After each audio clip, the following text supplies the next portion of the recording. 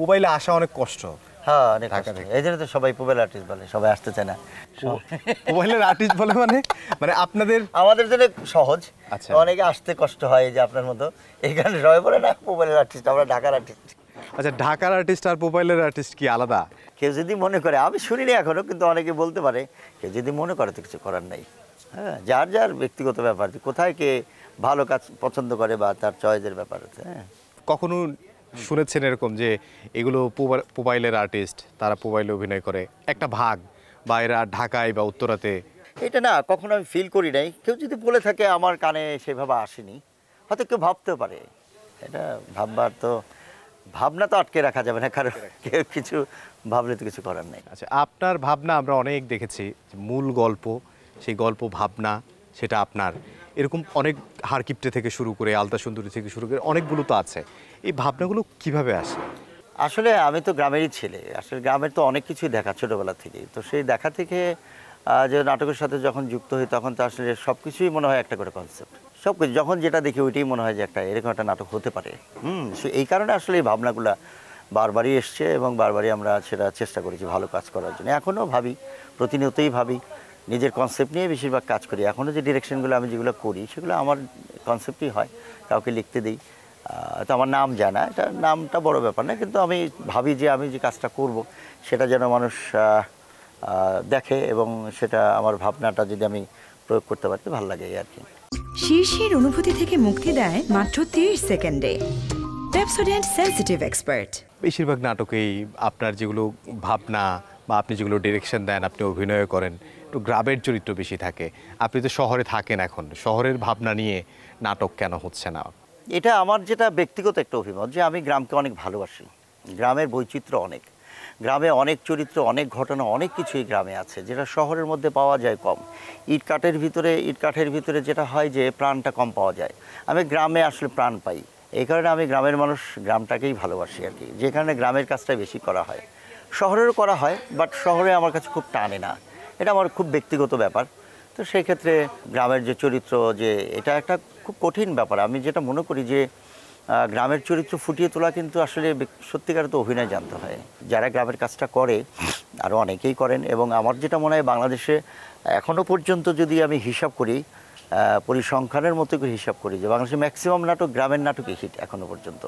শহরেরও কিছু আছে, কিন্তু শহরে অবশ্যই আছে, শহরে নাই তা না, শহরে অনেকেই করেছে, অনেক নাটকই হিট আছে। এখন আসলে টোটাল মিলে হচ্ছে গল্পটাই আসল। শহরের গল্প হোক, গ্রামের গল্প হোক, সেই গল্পটা ভালো গল্প হলে সেটা শহর গ্রাম সেটা ব্যাপার না, সেটা লোকেশন যে কোনো জায়গায় হতে পারে। আপনি তো অভিনেতা, ডিরেক্টর, লেখক, এনজয় করেন কোনটা? আমি যখন যেটা করি ওইটাই এনজয় করি আসলে, বেসিক্যালি।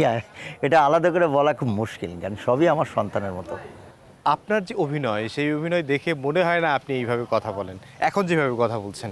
মানে সবসময় আমরা ক্যারেক্টারগুলো দেখে একটু হাস্যরসাত্মক থাকে, তার মধ্য দিয়ে একটা মেসেজ দেওয়ার চেষ্টা থাকে। বাস্তব জীবনে কি আপনি আসলে, মানে আপনার রসবোধ সম্পর্কে জানতে চাচ্ছিলাম, বাস্তব জীবনে এটা কতটুকু? বাস্তব জীবনে শোনেন, নাটক বাস্তবতার মধ্যে খুব একটা তফাৎ নাই, বাস্তবতা থেকেই নাটক উঠে আসে। কিন্তু আমার ব্যক্তিগত জীবনে মাঝে মধ্যে আমি আমার জীবন যাবে, আমি খুব সহজভাবে চলাফেরা করি, সহজ সরল, এইভাবেই আমার জীবন চলে। বাট এখানে তফাৎ আমি দেখি না। আমি মানুষটা নাটকে যেরকম, আমি ব্যক্তিগত জীবনে এরকম, আমার ভিতরে আবরণ নাই, এটা একটা সুবিধা আছে। আচ্ছা, একেবারে খোলা বই যে কেউ পড়তে পারবে, দেখেই প্যাচ গোছ নাই আর কি। এইসব নিয়ে আমি অনেক কিছু বলে ফেলেন। আমি বলে ফেলি অনেক কিছু, হয়তো হুট করে বলে ফেললাম, পরে আবার মনে হয় যেটা বলা ঠিক হয়নি। কিন্তু আমি কাউর উপরে আক্রোশ নিয়ে বলি না কখনো। অনেক সময় কিন্তু আমরা শুনি যে নাটক ইন্ডাস্ট্রিতে বা ফিল্ম ইন্ডাস্ট্রিতে অনেক সময় সিন্ডিকেট থাকে, একটা সিন্ডিকেটের বাইরে যাওয়া যায় না, এই সিন্ডিকেটের ভেতরে যারা আছে তারাই। আপনার কাছে কি মনে হয়, আপনার দৃষ্টিটা কি কখনো পড়েছে? এটা আমি আগে তো আসলে এইভাবে ভাবি নাই, কিন্তু এখন দেখি যে সিন্ডিকেট হতেও পারে, কারণ সবাই যার যার কমফোর্ট জোনে কাজ করে। সিন্ডিকেটটা এরকমই আর কি, সবাই যার যার কমফোর্ট জোনে কাজ করে। সো আমার যেটা মনে হয় যে এইসব জায়গা থেকে যারা ভালো অভিনয় করে, যারা ভালো মেকিং করে, গল্প বলতে পারে বা বলতে চায়, সবাই আসলে মিলেমিশে কাজ করা উচিত, এটা আমার মনে হয়। আর এখন তো সোশ্যাল মিডিয়াতে অনেক কিছুই দেখা যায়, সোশ্যাল মিডিয়াতে সব কিছু বিশ্বাস করা মুশকিল। কিন্তু আমি যেটা বিশ্বাস করি, যারা নাটককে ভালোবাসে সেখানে কোনো বিভাজন নেই। ওই যে রসুনের যে কোয়া, মানে সব নিচে এক, নাটক যারা করে সবারই কিন্তু কোয়াটে একই হওয়া উচিত, এটা আমি মনে করি আর কি। সিনেমাও করেছেন আপনি বেশ কয়েকটা, এখন কি সিনেমার কোনো প্ল্যান আছে কিনা?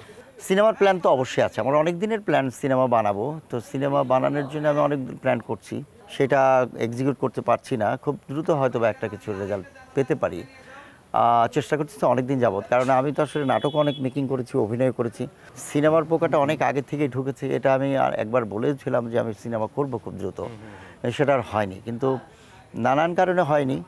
তো চেষ্টা করছি যে একটা ভালো ছবি বানানোর জন্য, ছবির জন্য আমি অনেক কিছুই কাজ কমিয়ে দিয়েছি, এটার পেছনে সময়ও দিচ্ছি আর কি। অনেকগুলা জনপ্রিয় নাটকের মূল ভাবনা আপনার কাছে কোন নাটকটা মনে হয়েছে যে এটা খুব ভালো হয়েছে?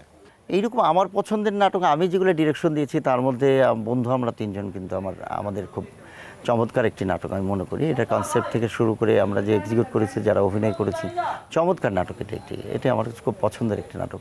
আরও আছে, যেমন আমি যদি বলি যে দাদার লেখা যে হারকিপটে নাটকটা, এই নাটকটা আসলে বেসিক্যালি আমার এলাকার এক দাদা ছিলেন, তো ওনার অনেক ধন সম্পত্তি ছিল। ধন সম্পত্তি থাকার কারণেও সে খুব চলাফেরা করতে এত কৃপণভাবে, সে কখনো ব্যক্তিগত জীবনে আমি দেখেছি যে কখনো জামা গায়ে দিয়ে হাঁটে যায়নি, হ্যাঁ, ছাতাটা এরকম বগল, ওইরকম একটা গল্প নিয়ে আমি দাদাকে বলেছিলাম, লাবলু ভাইকে বলেছিলাম। তখন এই নাটকটা কিন্তু এইভাবে আমরা করেছি। দাদা চমৎকার লিখেছেন, লিখে সেটা আমরা সবাই দারুণ অভিনয় করেছি, সেটা অনেক ব্যাপক জনপ্রিয় হয়েছে। কিন্তু ভাবনাটা তখন এসেছিল, এটাও আমার খুব পছন্দের একটা ইয়ে ছিল যে এরকম একটা নাটক করলে, তো তারপরে তো সবাই মিলে আসলে এটা এক্সিকিউট হয়েছে। আর দাদার লেখনই তো অসাধারণ ছিল।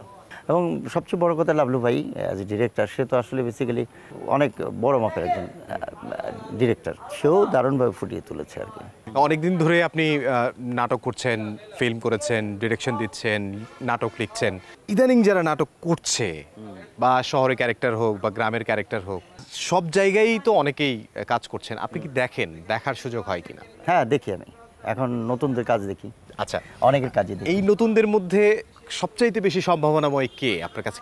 কার কথা মনে হয়, নায়ক এবং নায়িকা বা অভিনেতা অভিনেত্রী?